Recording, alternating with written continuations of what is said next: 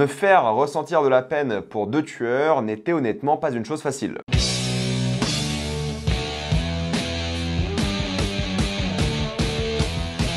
Monsters, l'histoire de Lyle et Eric Menendez. Comme d'habitude, jusqu'à la minute indiquée dans le titre de la vidéo, il n'y aura pas de spoilers, vous êtes tranquille, après on va tout spoiler. Monsters, l'histoire de Lyle et Eric Menendez, raconte l'histoire de 2 frères qui ont décidé de tuer leurs parents. On va plonger dans leur psyché afin de comprendre leur motivation, mais aussi la manière dont ils essaient d'échapper à la police, tout en découvrant la vie de cette famille assez folle. Et avant de commencer, j'aimerais remercier le partenaire officiel de cette vidéo, c'est BorgosVPN et ses 38 millions d'utilisateurs et presque 5 sur 5 sur Trustpilot. Et vous le savez, c'est le meilleur moyen de soutenir la chaîne aujourd'hui, mais c'est aussi un service utile que j'utilise. C'est simple, parfois vous cherchez un film, vous savez pas où le trouver, vous tapez le nom du film et où le regardez, et il y a plein de sites qui vous disent dans quel pays se trouve ce film. Et en plus de ça, vous allez voir que lorsque vous changez de pays, le catalogue streaming va doubler. À partir de là, vous changez de pays, vous allez au Canada, aux États-Unis, au Royaume-Uni, en Suisse, en Belgique, en Italie, peu importe. Vous avez même la VOST-FR et la VF dans beaucoup des pays pour ceux que ça intéresse. Quelques exemples, sur Netflix, vous avez l'excellent Godzilla Minus One en version noir et blanc aussi, mais aussi l'incroyablement sous-coté série Scavengers Reign. Sur Prime Video, dès la fin de semaine, vous avez l'un des meilleurs films de l'année avec Challengers. Sur Apple TV+,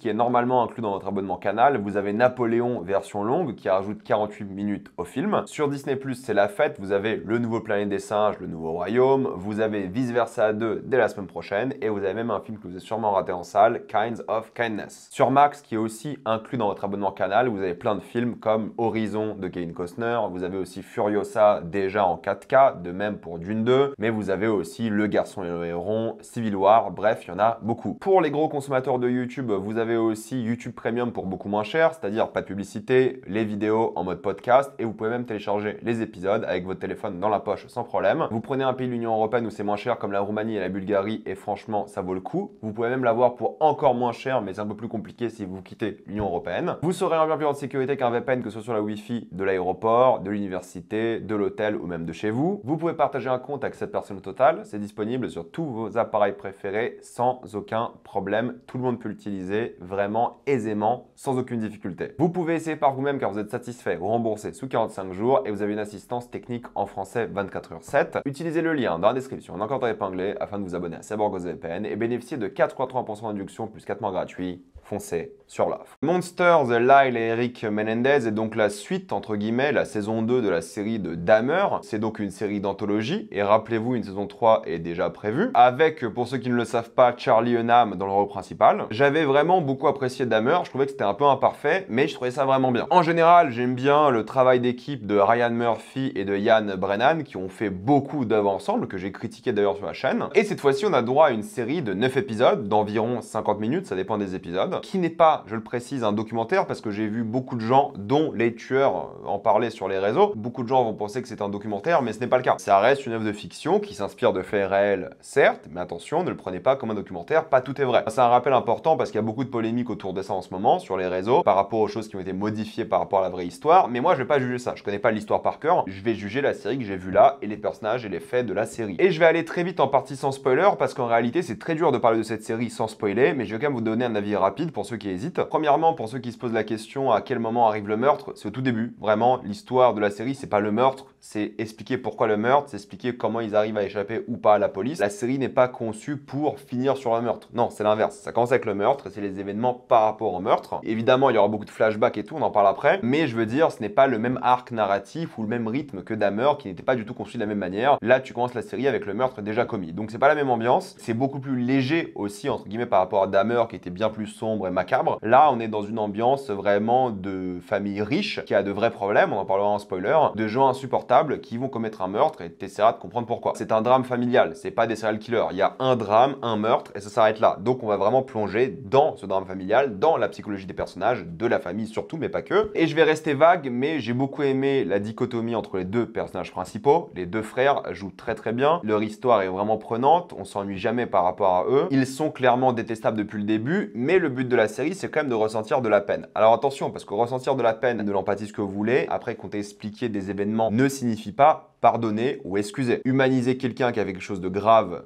d'immoral, de criminel ou autre, ne veut pas dire excuser son comportement. Expliquer un comportement n'est pas le pardonner. Je le répète parce que c'est important, parce qu'il y a plein de gens qui n'aiment pas qu'on humanise des monstres ou des criminels ou autres. Moi, je trouve que c'est intéressant d'un point de vue juste de la fiction d'une œuvre, d'un point de vue artistique. Mais encore une fois, c'est pas parce que tu ressens de l'appel ou de l'empathie envers quelqu'un, parce que les humains, beaucoup d'entre eux en tout cas, sont des créatures très complexes, qui peuvent être défendues sur beaucoup de choses. Ça ne veut pas dire que tu pardonnes les faits. Et je le dis parce qu'il y a encore eu beaucoup de polémiques sur ça, et la série ne pardonne jamais les faits. Mais ils essaient d'expliquer, d'un point de vue narratif, artistique, pourquoi ça a été fait et autour de quoi tourne la série. Humaniser quelqu'un ne veut pas dire accepter tout ce qu'ils ont fait. Mais pour rester vague, j'ai adoré le traitement de la famille, l'alchimie entre les différents membres de la famille, les relations justement très conflictuelles au sein de cette famille. Parce que oui, les acteurs sont bons, les personnages secondaires sont bons, mais c'est vrai qu'il y a quand même un acteur qui vole le show, c'est Javier Bardem qui joue le père de famille. Chaque fois qu'il est à l'écran, il vole la scène. Il y a un épisode qui lui est d'ailleurs dédié et c'est parmi les meilleurs passages de la série. Après oui, c'est un peu lui la star de la série. C'est pas le personnage principal, je maintiens, mais c'est lui la source de tous les problèmes de cette famille. Donc c'est fascinant de le regarder jouer, c'est fascinant de voir ses interactions avec les nombreux personnages et surtout, j'aime beaucoup les dialogues parce qu'ils se parlent comme s'ils étaient genre très humains et une famille. C'est pas de l'exposition bête et méchante, c'est pas de l'échange d'informations, ils se parlent comme des humains qui ont des problèmes et ça rend chaque dialogue et interaction vraiment intéressante et ça te tient agrippé à ton fauteuil parce que même si tout est bien joué et je trouve que c'est bien écrit, il y a quand même un vrai travail qui est fait sur la mise en scène. La grande force de la série, c'est le point de vue et la vérité. Qu'est-ce que la vérité? Qui croire, à qui faire confiance et la manière dont c'est filmé, c'est-à-dire qu'il y aura plein de flashbacks qui seront faux, il y aura plein de flashbacks qui seront créés uniquement en écoutant la parole de quelqu'un. Du coup, tu sais pas si cette personne dit la vérité ou pas, mais vu qu'on te montre à l'image, tu as ce doute qui est créé. Et en fait, c'est ça, c'est tout l'apport à la réalité, la vérité, l'acting aussi qui est intéressant parce qu'en plus d'avoir des vrais acteurs dans la série, les personnages, eux, vont jouer un rôle à certains moments pour convaincre. Et c'est ça qui est intéressant, c'est que la série essaie de convaincre les spectateurs de regarder l'œuvre et les avocats et autres essaient de convaincre le public de certaines choses très précises. Donc en fait, c'est ça qui est intéressant, c'est la manière dont les flashbacks et la narration sont cutés, les nombreux flashbacks qui prennent différents points de vue. Tu vas revivre plusieurs fois la même scène, mais d'un différent point de vue, et ça n'aura pas du tout le même impact. Donc c'est ça que tu recherches dans la série, et c'est ça qui est bien en termes de mise en scène, c'est la vérité. Est-ce que la vérité est énoncée et dite à haute voix dans la série? Non. Ça reste de l'interprétation des spectateurs, ce qui peut aussi faire un petit peu polémique, soyons d'accord, mais c'est ça qui est d'un point de vue artistique fort, c'est que tu ne fais même pas confiance à l'œuvre que tu regardes. Et ça, c'est intéressant. Tu vas d'ailleurs, par exemple, revoir le meurtre régulièrement, parfois de manière très violente, parfois un peu moins, de différents points de vue, avec de différents éclairages et tout. Donc en fait, tout ce qu'on raconte là n'est pas forcément vrai et dépend vraiment du point de vue. Et c'est ça la force de la série. Parce que oui, on va montrer la démesure de la richesse, la violence, les abus, la déconnexion, le montage effréné à certains moments, surtout quand le personnage se drogue, le travail sur les décors qui sont toujours très somptueux, et il y a un parallèle par rapport aux décors somptueux au début et à la fin. Il y a aussi une vraie dichotomie dans l'évolution des décors, ce qui est très intéressant, et surtout au niveau de la couleur qui au début, très flashy, coloré, Beverly Hills, c'est magnifique, et à la fin qui devient de plus en plus grise. Il y a un grain à la pellicule pour donner justement cette ambiance années 80-90 qui est pas mal. On s'ennuie clairement jamais visuellement, c'est toujours très prenant. Il y a plein de mouvements de caméra, plein de plans qui mettent en avant le symbolisme par exemple à certains moments, ou juste des regards. Il y a par exemple un épisode, c'est un plan séquence de 35 minutes, où il y a un plan avec quasiment aucun mouvement, quoi. La série a su instaurer une ambiance, a su distraire visuellement, a su garder vraiment l'énergie de la série, sans tomber dans le macabre ou le glauque, c'est pas du tout ça comme histoire. On est plus dans une histoire de richesse qui tourne mal qu'autre chose. Les effets spéciaux sont invisibles, il y en a quand même à certains moments, mais c'est super bien fait. Les musiques, certes, pas du tout subtiles, les paroles te diront en haute voix de quoi parle la scène, même si c'est pas subtil, ça reste efficace. Il y a 9 épisodes qui sont tous différents. Au début, je me suis dit, ça va peut-être être un peu long pour genre juste un crime, mais en fait, pas du tout. Ça prend plein de points de vue différents, ça va raconter plein d'histoires différentes. Il y a aucune intrigue qui est ennuyante, qui est chiante à regarder, c'est nickel, c'est compact, et rien à dire, c'est hyper efficace. T'avances constamment dans l'histoire, même si tu reviens souvent en arrière avec des flashbacks et tout.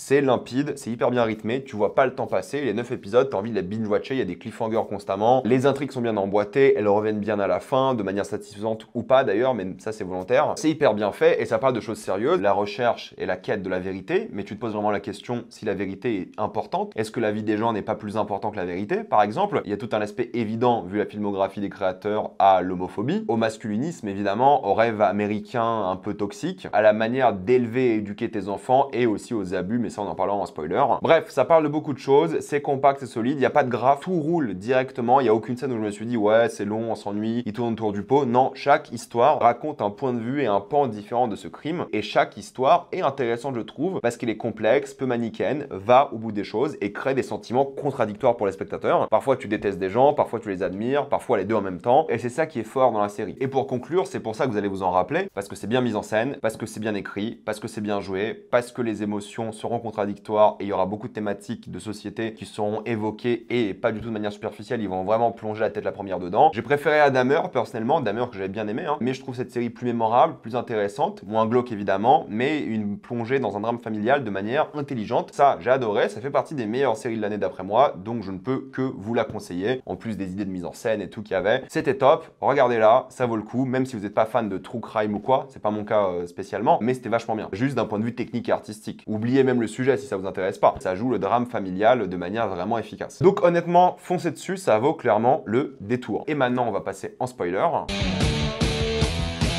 C'est vrai que la série a plein de forces, évidemment c'est le duo des frères, hein, comme je l'ai dit, ces frères pourris, gâtés, insupportables, détestables au début, qui ont un vrai mépris de classe, qui détestent tout le monde, qui n'ont aucune valeur du travail. Il y en a un, c'est un peu le cliché masculin qui assume pas qui il est, son passé, et l'autre côté t'en as un qui est un peu plus ouvert d'esprit, qui est moins masculiniste pour le coup. Il y a eu une polémique sur une séquence un peu incestueuse, mais c'est pas du tout ça en fait, quand vous regardez la série et le contexte, parce qu'il y a des extraits qui ont été passés sur les réseaux, c'est pas ça, c'est pas incestueux. C'est juste qu'il y en a un qui est complètement coquet, et que le lien qu'ils ont entre les deux là n'est plus familial, mais criminel. C'est-à-dire que c'est devenu des complices, presque avant tout de devenir des frères. Du coup, il y a un truc incestueux dans le sens où il y a un lien symbolique entre les deux, et surtout, ça parle aussi des abus par la suite. Et du coup, ça permet de mettre un peu cette graine où dans un délire un peu de coquet, ils se sentent plus proches, mais ils ont aucune envie de coucher ensemble de manière sexuelle ou érotique ou je sais pas quoi. C'est un moment d'extasie, de fantasme ultime où ils ont tout ce qu'ils veulent dans leur vie maintenant. Ils se sont débarrassés de leurs parents et ils partagent ce lien qui est symbolisé par un petit bisou, mais c'est pas de l'inceste ou quoi. En tout cas, c'est pas montré de manière perverse et c'est pas si choquant que ça, disons les choses, d'embrasser des gens de sa famille sur la bouche. Hein. Il y a plein de sociétés, de cultures qui le font, même en Europe. Enfin, il y a rien de choquant. Hein. Je pense que vous connaissez des gens de votre famille ou autres qui s'embrassent, pas régulièrement sur la bouche, mais c'est pas choquant quoi. C'est une séquence qui a choqué les gens sans raison d'après moi. Symboliquement, elle était intéressante par contre. Et ce qui est intéressant, c'est le parallèle de leur vie en prison qu'ils essaient de rendre très luxueuse et ils n'arrivent pas. Et justement, le symbolisme, c'est cet homme-là qui essaie de garder sa perruque, mais ça ne marche plus parce qu'il a plus les moyens, parce qu'il est plus dans un monde où il peut la garder. Et du coup, comme sa vie, sa calvitie prend le dessus, ses cheveux tombent régulièrement et ils échouent à rendre la prison luxueuse alors qu'ils essayent. Ils s'agrippent à ce niveau de vie qu'ils avaient avant et c'est assez intéressant, surtout dans le changement des décors. Mais ce qui est fascinant par rapport à eux, c'est alors le crime évidemment et pourquoi ils l'ont fait, mais c'est la vérité. Est-ce qu'ils ont été abusés? Et on n'a jamais réellement de réponse à ça. Ils ont maintenu visiblement, comme ils disent à la fin, qu'ils ont toujours été abusés par leur père, mais on n'a pas de preuve de ça. On n'a que leurs paroles pour ça. On n'a rien d'autre qui nous confirme ça. C'est ça qui est intéressant dans la série, c'est que d'un coup, cette histoire d'abus sort de nulle part, après qu'une avocate ait proposé ça comme stratégie, entre guillemets, et vu que les deux frères jouent beaucoup la comédie, il y en a un qui est même scénariste, l'autre qui arrive à mentir et manipuler les gens, tu sais pas trop s'il gobe cette histoire et il joue à fond la case de l'abus sexuel, parce qu'il pourrait bien l'expliquer, ça pourrait expliquer beaucoup de choses, c'est une bonne stratégie, ou tu sais pas si c'est libératoire pour eux, et si c'est honnête et sincère. Et c'est ça qui est intéressant dans la série. Vous avez le droit de croire ce que vous voulez, hein, honnêtement, mais la série ne donne pas de réponse directe à ça. Sont-ils sincères, honnêtes? Peut-être. Est-ce qu'il y avait des abus sexuels? Peut-être. Est-ce qu'il y avait des abus tout court? Ça, c'est quasiment confirmé. Mais est-ce qu'il y avait des abus sexuels, des viols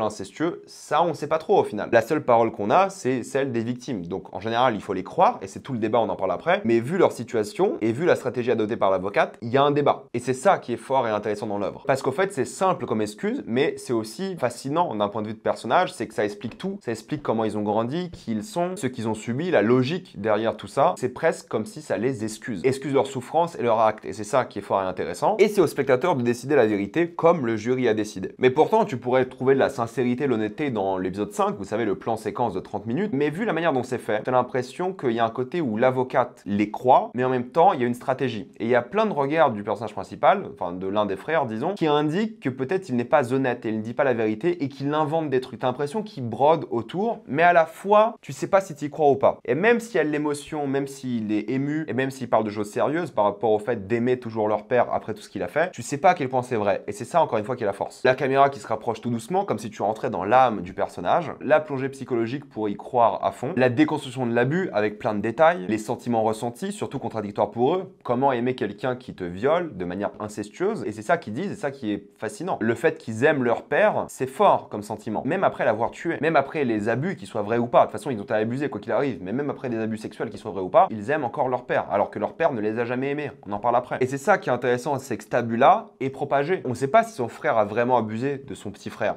On ne sait pas ça. On voit une scène dans la douche où ils prennent leur douche ensemble, ce qui est un peu bizarre, mais c'est du point de vue de la mère. Le point de vue de la mère, on l'a plus réellement, parce qu'elle est décédée. Du coup, elle peut pas donner sa version des choses. Il y a une propagation de l'abus, mais tu sais pas à quel degré. Tu sais pas à quel point l'abus était vrai. Et je sais que je me répète un petit peu, mais j'essaie de déconstruire un petit peu ce qu'ils disent à chaque fois. Même à un moment, l'avocate devient moins professionnelle parce qu'elle donne son avis. Elle dit qu'elle a été abandonnée par son père et tout, et qu'elle ne pourrait jamais ressentir ce que eux ont ressenti. Donc elle se fait gober un peu par l'acting ou la vérité. Et elle lui dit un truc intéressant. Tu n'as pas besoin de pardonner ton père. Tu peux vivre sans ça. Et elle prend le point de vue d'elle en tant que mère et critique même la mère qui n'a rien fait. On en parle après. Donc ça, c'est fascinant. Et justement, lorsque tu prends le point de vue du père, c'est encore plus fascinant. Parce qu'il y a beaucoup de symbolisme par rapport aux enfants, sur l'héritage, les chaussures qu'ils mettent, évidemment l'entreprise qu'ils vont reprendre, les costumes et tout, c'est évident. C'est ce que voulait leur père, Javier Bardem, c'est qu'il voulait réellement que ses enfants lui ressemblent. Parce que oui, lui, il est self-made man, immigré, American Dream, vraiment toxique, tu peux tout faire, la motivation à fond, tu peux y arriver, t'as qu'à faire des sacrifices et tout. Mais évidemment, tu ne devrais pas suivre ses conseils parce que c'est un homme qui trompe sa femme, c'est un homme qui dit qu'il n'a jamais aimé sa femme, qu'il utilise sa femme. Vous savez, surtout à la fin, quand il lui dit de devenir journaliste juste pour l'aider à rentrer dans le monde de la politique, il n'aime pas ses enfants. Bref, c'est un homme horrible. Il y a un mépris de classe parce que quand il voit voir une prostituée, ils se sont au-dessus quand même, tu vois. Il se dit, bah non, moi je suis pas comme tes clients. Et le mec dit, bah si, enfin, t'es juste un mec riche, refoulé dans le placard. Sans même parler du délire un peu malsain par rapport au viol, qui est un fantasme, un roleplay bizarre qui n'est pas gay alors qu'il couche avec des hommes. Non, parce que lui, c'est mentalité spartiate. Il a ce roleplay même, tu sais, presque empereur romain. Et pour lui, ce n'est pas un viol qu'il commet. S'il commet réellement un viol, c'est pas un viol du tout. C'est juste comme ça qu'on fait. Si tu veux être une meilleure personne, tu dois souffrir. Et on apprend que lui-même a été abusé quand il était petit par sa mère. Et c'est le cycle qui se répète. Mais pour lui, la douleur rend les gens meilleurs. Et pour bien éduquer ses enfants, il faut leur faire du mal. La douleur rend plus fort. Et pour lui, ce n'est pas un père abusif. Il fait juste la meilleure chose pour ses enfants. Il est complètement déconnecté de la réalité du truc. Et en plus, il est conscient de ce qu'il fait. Mais il ne considère pas ça comme grave. Et il dit même à un moment, j'aurais dû abuser un peu plus de vous. Il donne zéro liberté à ses enfants. Si l'histoire des abus sexuels est vraie, c'est un pédophile incestueux, violent. Il n'y a rien à sauver, clairement. En plus de ça, il est clairement homosexuel, mais il ne se considère pas tel quel. Et en plus, il est homophobe. Il y a tout un débat sur le sida et tout, par exemple. Et pourtant, lorsque tu le vois jeune, tombé amoureux, plein d'énergie, il a l'air sympa, il a l'air d'avoir une bonne âme, il s'émancipe de ses parents qui lui ont fait du mal, surtout de sa mère. Et tu commences à l'apprécier. Et tu te demandes vraiment à quel moment il a vrillé. Parce qu'en gros, il déteste le privilège qu'il a donné à ses enfants. Parce que lui, vu qu'il est venu de rien, le fait de donner du privilège à ses enfants, bah, ça les a rendus plus faibles. Et c'est pour ça qu'il essaie de compenser. Vu qu'ils sont riches, il faut un moyen de compenser. Parce que lui, ce qui lui a fait du mal, la souffrance, c'était la pauvreté, la précarité. Là, il faut compenser. Et du coup, il a choisi la violence, qu'il soit encore une fois sexuel ou pas. Évidemment, le degré de gravité est différent, mais il a choisi quand même. Parce qu'il pense que l'amour matériel suffit. Alors qu'en réalité, les enfants demandent juste de l'amour paternel, du vrai amour. D'ailleurs, il y a cette séquence qui est hyper bien mise en scène par rapport au psy, où on révèle qu'ils sont tous les 4 au psy, et le mec s'impose même devant le psy, quoi. Et la seule raison pour laquelle il n'aime pas ses enfants, c'est qu'ils sont pas comme lui. Et il a une vraie satisfaction et un vrai ego à nourrir lorsqu'il corrige les erreurs de ses enfants. Lorsque l'un des gosses se fait suspendre de l'école, ou lorsqu'il va redonner de l'argent à toutes les maisons qui ont été volées, il aime quand c'est lui qui a le contrôle. Bref, il y a plein de petits symbolismes comme ça. Il y a un moment où il met une crème sur le pied de son enfant. Il y a un côté un peu presque fétichiste au fait de mettre la crème sur son pied. En tout cas, il le voit comme ça. Et à la fois, il dit que la crème fait mal, mais c'est le but, il faut que ça fasse mal pour être efficace. Bref, vous avez compris le personnage. C'est un personnage qui est intéressant, fascinant, détestable. Clairement, t'as du mal d'avoir de l'empathie pour lui, pour le coup, mais du coup, ça crée de l'empathie pour les enfants. Ça crée de l'empathie pour la mère aussi, qui est coincée dans un faux mariage où elle est clairement pas aimée. Le mari ne veut pas d'elle, il la trompe et tout, comme je vous l'ai dit. Elle n'aide pas ses enfants qui sont abusés, que ce soit par la violence physique ou sexuelle. Et vu qu'elle participe sans rien dire, elle est elle-même victime de ce que fait le père, mais elle oppresse aussi, parce que son silence fait continuer ses abus. Et du coup, elle est vraiment pas défendable. Elle propage, elle aussi, le cycle en ne participant pas, en étant silencieuse. Et ça, c'est fascinant. Et je trouve que c'est un personnage assez tragique aussi. Tu ressens un peu de l'empathie pour elle, parce qu'elle, elle voulait l'amour, comme ses enfants. Elle voulait l'amour de quelqu'un, mais elle ne l'a pas. Elle se fait berner par des excuses, par des promesses et tout, constamment. Elle est un peu naïve par rapport à ça, parce que l'oppresseur de cette famille les écrase tous et continue justement ce fameux cycle éternel d'abus de parent en parent, quoi. Oui, c'est peut-être des idées assez classiques et déjà vues, mais ça marche bien. Et il y a des choses intéressantes sur le personnage secondaire, genre le psy qui profite de la situation pour gagner de l'argent, pour éviter les procès, pour manipuler ces gens-là en échange de biens matériels. Donc en gros, le mec, il a les preuves d'un meurtre et au lieu d'aller voir la police, chose qu'il avait le droit, hein, pour le coup, il préfère en profiter et se faire de l'argent. Et il est puni pour ça. L'avocate qui se dit qu'elle bosse de manière pro bono, donc gratuite, alors que c'est pas du tout vrai, elle est payée, il y a des motivations clairement personnelles, de succès, de carrière, il y a un vrai opportunisme, même s'il est honnête, et je pense qu'il y a une vraie authenticité dans ce qu'elle dit, il y a un côté opportuniste, carriériste au truc, qui est indéniable, elle veut gagner, pour sa carrière, mais pas que, c'est vrai. Mais ce qui est intéressant, c'est par rapport à elle, c'est la manière dont elle essaie d'affronter l'opinion publique. Et c'est là que tu comprends en fait que ce qui compte, ce n'est plus la vérité, mais l'opinion publique. Il y a tout un débat sur le fait de défendre un monstre ou pas, qui est un peu superficiel pour le coup, mais c'est pas la thématique intéressante ou importante. Mais elle arrive à convaincre des gens. Elle arrive à convaincre d'autres personnes, des personnes qui étaient contre à la base. Genre, il y a un homme qui a quand même dit, moi, ce que j'ai vécu quand j'étais petit, c'était considéré comme de l'abus aujourd'hui. Chose qu'on entend beaucoup de générations d'aujourd'hui. Moi, à l'époque, c'était de l'abus par rapport au code d'aujourd'hui. Oui, t'étais abusé, oui. Même s'il y a quelqu'un qui répond quand même, t'as été abusé, mais pas sexuellement. Il y a quand même une grosse différence. Non pas pour faire une hiérarchie des abus, mais vous avez compris ce que je veux dire. Mais peu importe les avocats, ils ont toujours une humanité. Tu les comprends, et c'est ça qui est touchant. L'un des avocats qui a perdu sa fille dans un crime, et c'est pour ça qu'il bosse, quand on lui propose de rester avec un jeune homme, il refuse. Il voulait juste être écouté. Il y a pas mal d'humanité comme ça. Même s'il y a plein de gens qui banalisent et normalisent les viols, comme le jury, vu que c'est un homme, il peut pas être violé. Tu vois, le MeToo n'existe pas pour les hommes. Un homme ne peut pas être abusé, ne peut pas être violé. Et il n'y a pas que les hommes qui pensent ça dans le jury. Il y a aussi des femmes qui défendent ça. Et c'est ça qui est fascinant, c'est la culture du viol, justement. Et la culture de l'abus de manière générale qui est acceptée parce que c'est la société. Ça existe encore aujourd'hui, évidemment. Mais j'adore le traitement des personnages, surtout des frères, lorsqu'ils sont en prison. Lorsqu'ils commencent à parler à des groupies, ils deviennent des célébrités. Et ils parlent à ces groupies-là parce que ces groupies leur envoient de l'amour. Chose qu'ils n'ont jamais eu. Et pour la première fois qu'ils reçoivent enfin de l'amour, bah ils font des conneries. Ils disent des bêtises pour impressionner, pour faire les mecs et tout, parce que l'amour qu'ils reçoivent les a rendus faibles, parce qu'ils ne connaissent pas ça. Et du coup, ils disent des bêtises pour garder l'amour. C'est pour ça que les groupies, l'une d'elles se retourne contre eux, a enregistré les vocaux, a écrit un livre et du coup manipuler l'opinion publique, tellement que le juge de la scène finale est insupportable avec l'avocate. Et tu vois clairement qu'il est biaisé. Et ça, je trouve que c'est un choix intéressant, surtout avec le lien par rapport à O.J. Simpson, qui s'est fait de la même manière, où ils ont essayé de rendre justement l'histoire de O.J. une excuse pour mettre un noir en prison. Tu vois, il y avait un truc un peu racial. Et là, c'est un peu la même chose. Ils essaient de jouer un peu une carte, pas raciale pour le coup, mais de manipulation de l'opinion publique. Et c'est ça qui est fort et intéressant. À un moment, ils veulent même choisir les acteurs qui vont les jouer dans les œuvres plus tard. Tu vois, il y a un côté très méta à ça, où ils acceptent la célébrité et ils sont confiants que ça va bien se passer. Mais à partir d'un moment, forcément, les gens s'en fichent, le grand public commence à oublier, le grand public peut se retourner contre toi, et c'est ce qui compte fatalement dans ce genre de cas. C'est presque parole contre parole, il n'y a quasiment pas de preuves. Bon, alors on sait qu'ils les ont tués, ça c'est sûr, mais c'est quoi le degré du meurtre? C'est ça qu'ils essaient d'évaluer. Et je trouve ça vachement bien fait, comme je vous l'ai dit, sur la vérité, sur qui croire, l'opinion publique, les abus, le cycle et tout. J'ai trouvé ça vachement bien, et je trouve la fin parfaite pour ça, parce que les deux frères sont divisés, donc leur monde s'écroule clairement. Mais la fin, au fait, qui parle de pêche. La fin avec un père qui manipule sa femme, qui parle de pêche, donc attraper des gros requins, c'est pas pour rien, et les deux frères qui décident enfin leur complot et comment ils vont se débarrasser de leurs parents. Donc c'est tout un cycle de haine, de violence qui crée des conséquences, des répercussions à droite à gauche. J'ai trouvé ça assez fascinant, bien foutu,